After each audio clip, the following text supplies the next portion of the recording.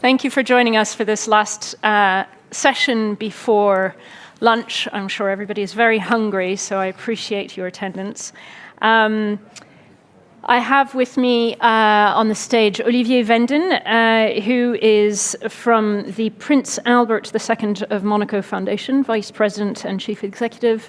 We have Niall O'Day, Senior Assistant Deputy Minister of the Department of Fisheries and Oceans in Canada. We have Mwanarusi Mwafrika, who is a project coordinator of Vanga Blue Forest in Kenya. And finally, Evie Ward, Blue Carbon Coordinator at Plan Vivo. And thank you very much for joining me. We're going to be discussing how to develop blue nature-based solutions to address climate change and biodiversity challenges. As I'm sure many, hopefully all of you in the room are aware, nature-based solutions have the potential to be a real player, not just the potential, but in fact there is an imperative that nature-based solutions play a key role in mitigating carbon emissions. According to some estimates, they could mitigate roughly 30% of annual emissions today. If anybody in the room knows how reliable that number is, I would be very interested to know. And we're going to hear about some projects that are already starting in the space, and then discuss what we can do to amplify that. And Mwanarusi has the unenviable position. I've asked her to start off by giving us a concrete example of a nature-based solution project that is, as of today, capturing several thousand tons of CO2 a year. Is that correct? Yes. Tell us a little bit more. What are you doing? Hello, everyone. Sorry for that. Hello, everyone. Allow me to take you out of this chilly room to the warm seashore of Vanga in Kenya. Vanga Blue Forest is a community-led mangrove project, which is led with 3 communities, and their main activities is restoration and conservation of mangrove forest. The project is certified under Plan Vivo standards, and it sheds over 5,000 tons of carbon, that is annually. My main work now is to lead the 3 communities, namely Vanga, Jimbo, and Kiwegu, in restoration and protection of the mangrove forest, the entire surrounding mangrove forest within the community, and also to lead through the community in community development in order to alleviate poverty, which is the main lead of degradation of mangroves within the locality. Thank you so much. I think there's going to be much to talk about. Yes, absolutely. Thank you. And it's actually very interesting to hear about the co-benefits of that project. We're going to come back to the importance of involving the communities. Niall, that's one project. Obviously, it takes millions of those small projects in order to build up to the kind of scale that we're talking about. Can you give us a bit of a sense of what is the global perspective here? How do we expand this? Do you even know? We talked about this a little bit earlier, and I think the answer is possibly no, but maybe one of the other panelists know. What the total volumes of blue carbon credits are out there today? Do we know the size of this? Or is, in fact, this a problem that we don't know the size? So I actually don't know that number. I know that this is an area where considerable work is ongoing to establish the kind of quantification standards that allow us to move from no regrets investments to kind of voluntary markets to kind of compliance-related markets. I think Evie probably has more to say on how those operate. But I can speak a little bit to what Canada is doing at this stage in the development of blue carbon solutions, which is to not hesitate, I would say. So, we've committed both to the protection and conservation, as well as to the restoration of blue carbon systems recognizing that whether it is the blue carbon that they store or the many other ecosystem services and, in fact, kind of cultural values that those systems preserve, that it's worth moving now in that direction, both in respect of our climate change commitments, and as you know, Canada's committed to reach 40 to 45% below 2005 levels by 2030. And is committed to net zero by 2050, and then in the nature conservation space, having just led or hosted COP15, and which resulted in the establishment of the new global biodiversity framework, have committed to spatial conservation targets of 25% by 2025 and 30% by 2030 as part of that global compact. So I think those, with all of that spectrum of commitments in mind, we're moving now in making investments in this area. And for instance, between 2015 and today, we moved from having 1% of our marine area protected to having now 14.66% of that marine area protected, much of that in partnership with Indigenous peoples, very important in respect of meeting our commitments under the UN Declaration on the Rights of Indigenous Peoples. And so that's protected areas. How much of that is actually traded as carbon credits? So at this stage in the marine space, we're not trading carbon credits on that. So it's protection in view of recognizing that they are blue carbon systems, but also more particularly that they protect many other ecosystem values. Okay. Olivier, do you want to step in and tell us a little bit about how your foundation is playing in this space? Well, so the foundation was established back in 2006 with a holistic approach. So on that topic, we have this global reflection on the topic. And I would like to stress the fact that nature-based solution today seems to be like the magic trick or the new greenwashing thing or the best hope ever to help humanity curb the climate change impact and biodiversity loss. I would just like to stress also the fact that the good news is now in the international mechanism, it's been recognized as an important tool to use.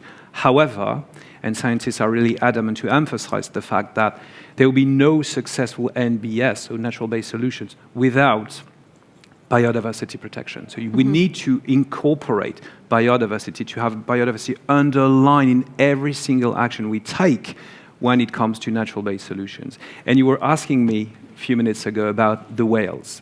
Yes. So I was going to conclude with the whales, but let's go straight into the it. whales. No, let's go into the whales. So after the whales then, MPAs, this is a program that we do believe is highly important. We have been supportive of MPAs in the Med region, but around the world for many years now. And as you just said, not because we believe it's a carbon credit, an easy one to get, but the priority is conservation. We need to save the natural habitats as long as we can. So MPAs give us the possibility to act pretty fast, to enable also local communities to develop new sources of income, to regulate fisheries, because that's one of the most pressing challenges, overfishing today. So fantastic tool to tackle multiple aspects at one shot. And the whales, I think, to sum it up right now, the facts are here. A tree sequesters 22 kilos of CO2 per year, and it happens that a whale sequesters more. It's 33 kilos of CO2 per year. So for me, it's a symbol of what can be done. It's a symbol of what marine mammals, the big marine mammals, can bring to the table. But it's the same thing on land. You know, elephants can have the same peril. But I think it's a symbol.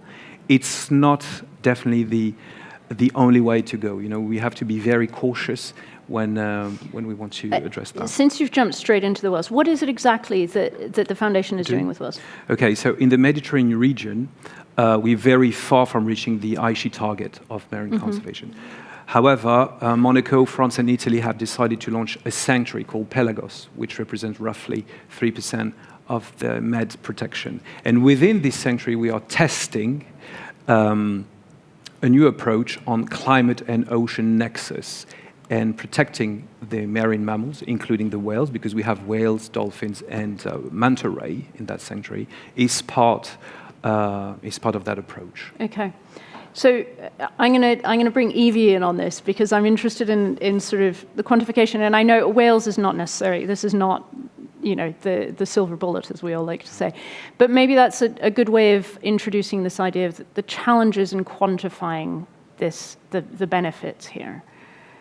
Yeah, of course. So whales are, of course, very valuable in an ecosystem, but I'm quite conscious of assigning a carbon value to everything within the ocean. So the climate change is a huge issue, so is biodiversity loss. If we focus just on climate change and sort of focus on the carbon value of all species, then we sort of risk turning our oceans into sort of carbon farms rather than ecologically functioning ecosystems. So when it comes to migratory species, there's a few issues with the carbon quantification. So there's the sort of issue of carbon rights. So to be able to transact credits on the carbon market, so I'm talking very much from a carbon markets perspective, to transact the credits on a carbon market within Plan Vivo, we talk about carbon rights. And who owns the carbon rights to a migratory species? It goes sort of between countries, and the long-term storage of a migratory species is often quite complicated as well. So we're having these conversations at the moment. At Plan Vivo, we're working on a blue carbon methodology to specifically quantify the carbon within coastal ecosystems, so focusing on mangroves, salt marshes, and seagrasses for the sake of this. And so mangroves, the quantification of mangroves is more straightforward. We look at the accretion of the sediment in the mangroves, so we've got the long-term storage. There is quite evident the the soil organic carbon in the sediment, and also the biomass in the trees. When it comes to things like seagrass, that's also a little bit more complicated because you've got the carbon that comes from other ecosystems, other sources, so it's called alloxidous carbon. It comes from sort of rivers or from the tidal coming in, and that's complicated because does the carbon belong to the seagrass? Does it belong to the kelp? Does it belong to the river system? And that's complex as well. And then, so kelp is another really fascinating thing that we've been talking about quite a lot.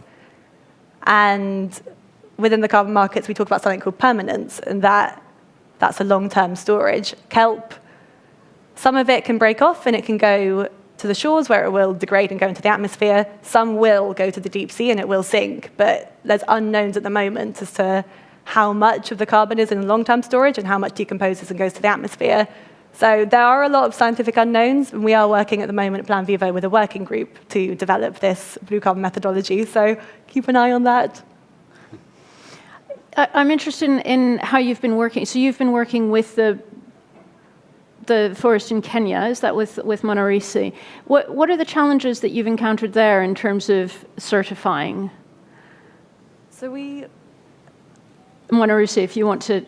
No, she can go forward. I was going to say you have a really novel approach to doing seagrass within the mangroves. I'd love to hear about that as well. Oh, okay.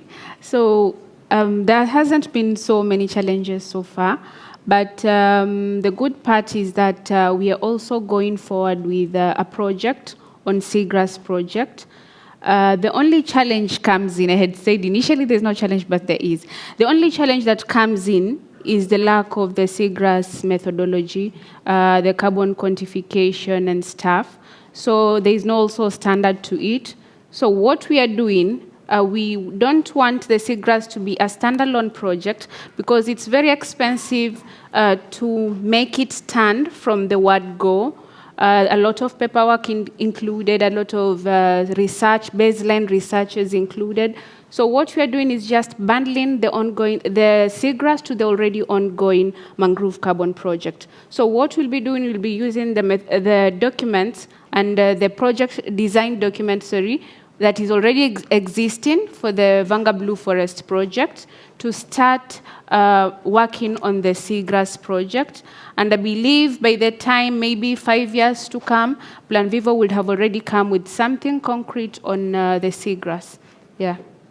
And how has it been working with the community in the Vanga Blue Forest?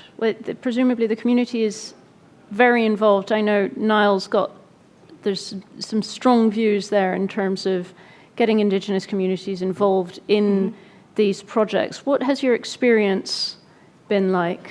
Okay. Working with the community is something that is very complex, and also it's something that is very simple.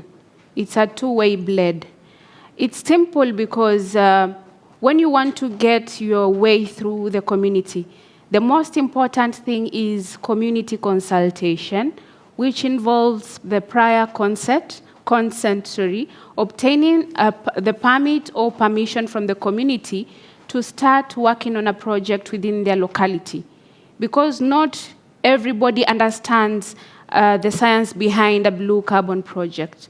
Most of us, what we understand is the direct benefits that we obtain, let's say, from the ocean, which is fish, and also the crabs, the shrimps, you name it. We all understand that. The firewood from the mangroves, we all understand that. But when you come tell a community member not to just cut down a tree because you are conserving it, yet he or she is used to obtain wood for construction, wood for preparing meals on a daily basis from the same forest, it's quite difficult to control that or to convince him or her to another alternative way of livelihood. So the best part is to have a sitting with the community from the word go. You consult them, and you also tell them your own perspective, that is the science-based, how mangroves are a solution to climate change. And also maybe what are the other alternatives that you're providing, maybe in terms of wood or in terms of livelihood? What other alternatives are there for them? So from the word go, if you sit on one ground or one table, I'm sure it's a good way to start, and there are those ears which will also listen and tell the others, preach the word. In the long run, it's going to be accepted. Because, for example, in my case, Vanga Blue Forest, it's a 3-win project. Calling it 3-win, it's because there are benefits in terms of climate. We started operating since 2020, yeah, January. This is the third year or so, third year.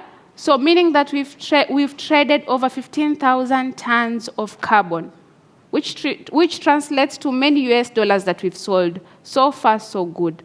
So it translates to good climatical impacts, climatical contributions, because we are reducing emissions, that is one. And on the other hand, we are also contributing positively to the biodiversity because we are conserving more trees, meaning conserving more habitat for fish and also other different species. The other thing, we are also empowering and also encouraging the long-term social economic development, because from the funds that are obtained from the sales, they're not only channeled to the running of the project, payment of the staffs such as I, but also they are channeled into community development. A good example is the construction of a science laboratory within the school community, which was not existing before. Another example is the supply of medical equipment, which was not existing before. So having a sitting with a community is a good goal because they tend to understand, and from that, there is also good reaps from it, yeah. Right, so it's important that there's a lot of co-benefits, that it's not just about the carbon. Yes. Now, I'm wondering, or in fact, Olivier, if that's your experience as well, if you want to sort of pipe up on that. Absolutely, and I think that notion of co-benefits is critical, particularly as I mentioned, as we work towards a better understanding of the carbon benefits of these projects, and in particular in respect of our work with Indigenous communities. In many instances, these projects are in fact Indigenous-led, or the conception of bringing a conservation lens to a given area is brought to us by Indigenous partners. But what they're looking for, as they tell us as we've worked on these projects, is that's not sort of a traditional Western fortress conservation model. There's often a much broader conception of what a conservation economy associated with the establishment of a new protected area or the advancement of an ecosystem restoration project might be. So, in the case of Tarioto Imanga, which is a marine conservation area in Nunavut in the Canadian Arctic, the project is not includes aspects of both spatial conservation, but also more particular projects around infrastructure to support sustainable tourism and fisheries activities, so that the act of establishing the conservation area and the marine and the kind of blue carbon potential that has comes with additional benefits for the community that allow them to have a long-term, both the sustainability of their traditional connection to those lands, but also opportunities for sustainable economic development as well. Olivier, did you have? Well, I would like to second what has been said. The importance of co-designing, specifically with the local communities involved, these projects is fundamental in order to avoid mainly to have nature-based solutions as a commodity to be traded or just a mere offsetting mechanism offering the buyer, and usually the Western world companies or states, a free way to destroy nature. So that's also the general problem of carbon credit on land or at sea. There's a big passion today for mangrove, but we can make severe damages and mistakes. Monoculture, just to name one. Monoculture can be a disaster anyway for the environment, for the biodiversity. So we believe very humbly that if you co-design from scratch with the local communities, listening first of all to their knowledge, then you can make the right choices. And most importantly, because it's not very often that we discuss how do you give the money back to the local communities. We talk a lot about involving them, but to whose benefit? How do you leave the money to the benefit of the local communities? I think that's all central in that approach too. We've got a few questions coming in from the audience. One for Evie, which is how can we manage the ownership of carbon credits considering the framework on public domain and its temporary 30-year rights? I have to say I'm not familiar with the 30-year rights approach. I don't know if the person if someone who could asked this- explain. If not, I can go how we deal with carbon rights within the organisation at Plan Vivo. So we only work with community-based projects, and these projects, in the early stages of development, we sort of work out the land rights and the carbon rights of the projects and the communities within these projects. So it's either secure land tenure, or in the case of Vanga and Makoko Pamoja, the communities there were assigned or given user rights by the government. And then through having the user rights and the management rights, these communities are able to sort of access the carbon rights and sort of own the carbon in the resources that they're developing. If you could sort of tell me a bit more about the 30 years, I might be able to expand on that. But if not, I can talk to you afterwards. No, nobody's owning that one. That's fine. They'll come to you later. We got slightly sidetracked into the methodology, and I want to talk before we turn over to questions from the floor about this issue of scaling up. That's something that Canada is looking at right now. How do you attract the funds? How do we increase the investment in these nature-based solutions? Yeah, so there's a couple of ways I would speak to at this stage, and one is that I do think that governments have a role to play as kind of first investors in that regard. And one of the things that Canada has done recently in 2021, we issued our first green bond, which is a first $5 billion bond issuance. And that's really about supporting the government with revenue on a guaranteed rate of return for investors to invest in various projects across Canada's pan-Canadian framework for clean growth and climate change. Among those, projects related to blue carbon and to ecosystem restoration. So that allows the government to be in as a first investor, doing the ecosystem restoration projects, working with partners on the parallel work of quantification that can create kind of marketable commodities thereafter. Another example that I would point to is in the context of the Convention on Biological Diversity, COP15, just before in the end of the year, the Prime Minister of Canada announced an $800 million investment in project finance for permanence. So that's what I'd say is the kind of next level up, which is governments, centering on Indigenous leadership in conservation, allowing or empowering Indigenous communities to broker a relationship between government, foundations, and other potential blended finance partners to work in conservation in specific geographies in Canada that are of key interest, both from a biodiversity conservation perspective, but also from a perspective of either carbon restoration or carbon storage. And that is again a process where bringing in the foundation partners, bringing in private sector partners who have other interests allows us to get closer towards that quantification standard that enables us to have then more kind of broadly investable products. And I would say it's interesting, this is a kind of a flip of what we often anticipate in other areas of knowledge around systems, but we actually know much more about how to quantify carbon storage in mangrove swamps and forests, in the global south than we do about carbon storage capacity in the highly energetic ecosystems we have in the Atlantic, the Arctic, and Pacific, all of which Canada borders on. So it's an active project to better understand the carbon storage capacity in those areas. Why is there that knowledge gap? I wasn't aware of that. That's really interesting. It's work that is ongoing currently, and so our National Science, Engineering and Research Council is funding work to pursue better knowledge of that, but it hasn't traditionally been a focus of science in the north, and those systems are quite different in part because of the nature of the kind of kelp beds, eelgrass beds that you will find in northern oceans operate quite differently. So you have more stocks and flows, or different stocks and flows than you would have in a tropical context. And as governments are starting to integrate nature-based solutions into their targets, are you seeing a shift towards that? You might be seeing this in the Mediterranean as well. It's clearly part of the ambitious targets that have been set mainly with the Montreal-Kunming Agreement and Global Biodiversity Framework, of course. But that's targets and ambitious targets. Now, how do you implement that? What's the roadmap?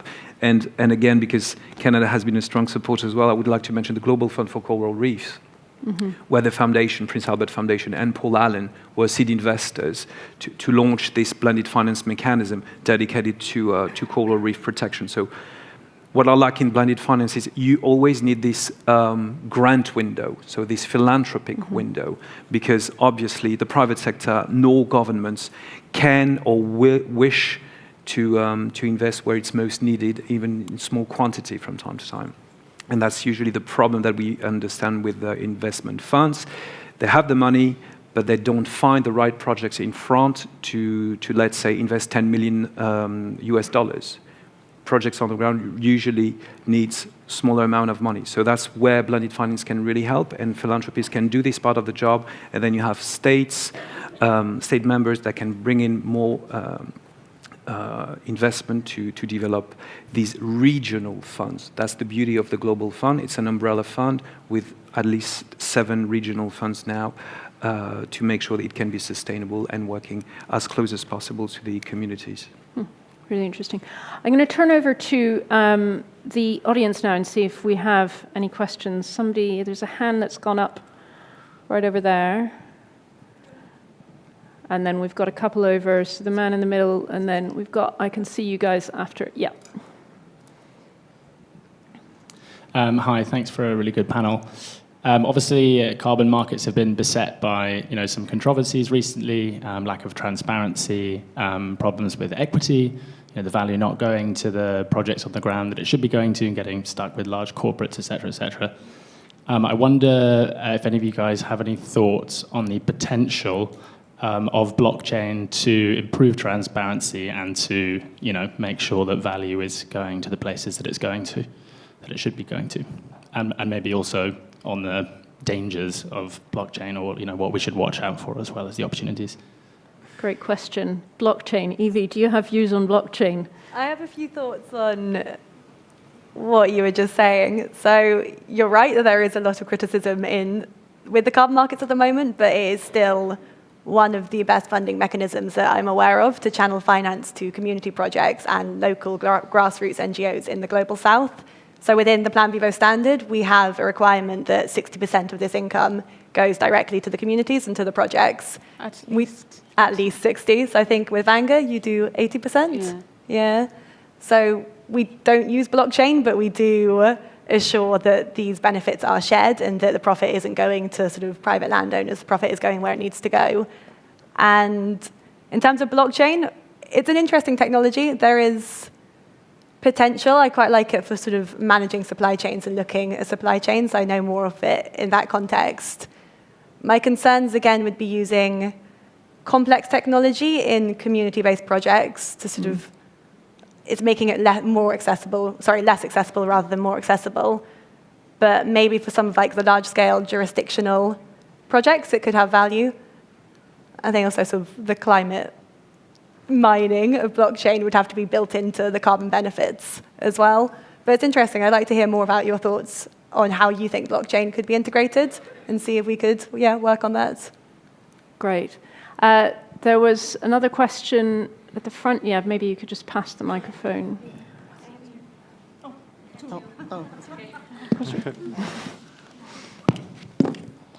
Good afternoon. My name is Gail Davis. The question I have two questions.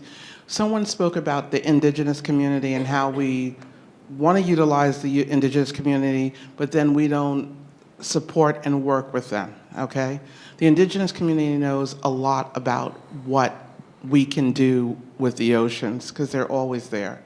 And so my question is, how can we work with the Indigenous community, respect them, and partner together, because they do have trust issues in working with the Western community in general? So that's one. And number two, how do we ensure with the oceans that when it comes to the money that is being brought back into, like, let's say a place like Fiji, when the women have to go at the bottom of the water to pick up sea grapes just to take care of their families and go over to the markets to sell those grapes, how can we support them with that in that oceans community? And they're dealing with, mangrove issues and things like that. How can we do that? Thank you. Who wants to take that one? Maybe one sentence. Co-designing. I mean, that's the main purpose, is to go on site and to co-construct, to co-design with these communities the most appropriate solution from their own experience and their own territory and their own needs. But that's a very humble approach that we, as organizations or NGOs, must have. It brings me back to the question of, we want these communities to benefit first from the scheme that we have been developing. So I would say co-designing. I'll take the question on the women, and I'll answer it in terms of project management aspect. Maybe you'll take it on in terms of being a funder. Okay, so I believe the women also have to get some space where they feel as though they're comfortable to work freely without being dominated by men. They freely want to go to the sea, go swim, go pick the activities or do the activities in the water. That's fine. I've seen several groups which work well when they come together from like a women's group. So let's say it will be a women's community-based organization, so that they're also empowered, maybe trained, because they all have this knowledge. It's just about a matter of just a slight push, giving them some shoulder to lean on. So I think starting with, first of all, formulation of a group whereby they themselves can stand for their own, lead by themselves. Then from there, maybe get the connection between them and the funders, or between them and the project developers. I believe from there, the activities are going to prosper very well, so long as they're given a shoulder to go ahead. I don't know whether I've answered your question. Oh, thank you. Very quickly, and then I'll see if there's one last question. Absolutely. Just to build quickly, it's a great set of questions. I think first, in respect of working with Indigenous communities, we have to move at the speed of trust and recognize that there is trust to be regained, given how conservation in particular and other activities have operated traditionally. And just to quickly add on the question of as a funder in the global context, so Canada's committed $5.3 billion to ODA for climate investments, and in that context closely links it to our feminist international development policy, so ensures that we're taking a gender lens, but making that gender lens translate down to the project level is about the kind of conversations you have with specific project proponents, and ensuring that things like in the Canadian model, like an impact benefit agreement, are in place that ensure that those parameters are right at the project level. Do I have any more questions? I've got one or two here. Yes, right. if I may, it's just a brief question, following what that lady just said, and it's like she talked about building trust with indigenous communities, and I understand that co-design is perfect, it's really beautiful, but the thing is, it doesn't solve the issue if trust isn't built. So I think what we need to understand is how we build that trust, because only after that we can co-design. Okay.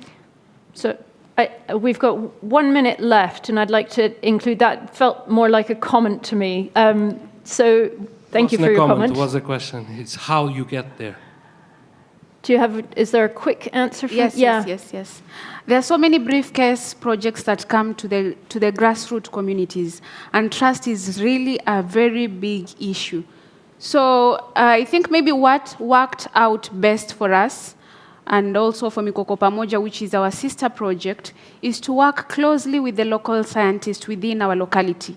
He's called Dr. Cairo. So he's within our locality, and the community did trust him because they believe somebody from their own vicinity can't sell them out to somebody else, you see? So he was like the bridge between the investors and the community. So if you're a community also, I believe there is maybe somebody within your locality also who has some way ahead of you, or some specifications which are going to assist you. I believe just give him a touch, maybe a tap or a call, then connect you with the strings and give him your full trust, or her your full trust. That's the way to go, because I know it's very difficult to trust somebody from outside with your own resources that you've been guarding days in, days out.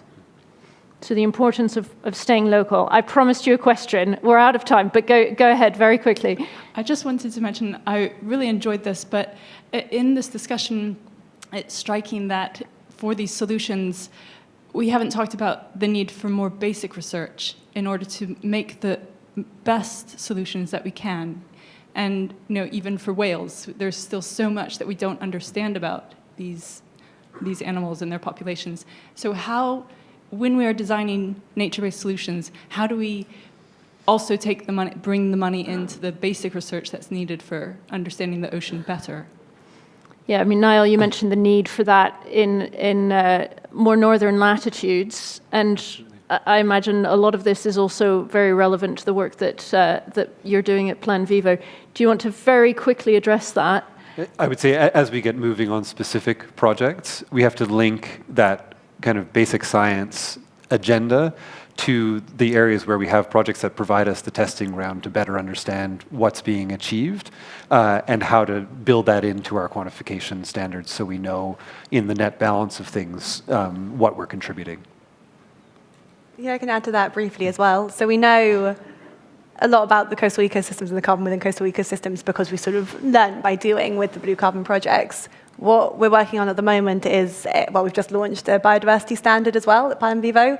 So that's quite exciting because with that, there'll be more funding available for projects to do long-term monitoring of these ecosystems and the biodiversity value rather than just the carbon value as well. And we don't know everything about the biodiversity market yet, but we can use the data that these projects build. We're working with 7 pilot projects. We can use this data to sort of look at the long-term monitoring and the impacts of different interventions in other ecosystems and other species with the ocean. Wonderful. Just 2 words. I don't think we need more data. Of course, we'll always need more data, but we know enough to act now. The question is more sharing the data, open sources, access to the information, which is central. But we don't have time to wait to know everything about everything. We need to act immediately. Yeah, and that links in very well to Niall's point, either made earlier or in pre-chats about you don't need to wait for the perfect solutions and absolute knowledge. The imperative right now is, in fact, to start amplifying the volumes here. Unfortunately, we are out of time. To me, this feels like a sector that's really only just getting started. I'm sure the speakers will be very happy to answer your questions offside if you have them. So thank you very much, Evie, Monarusi, Niall, and Olivier. We are now breaking for lunch, which I believe is in the atrium downstairs. Thank you all for your attendance.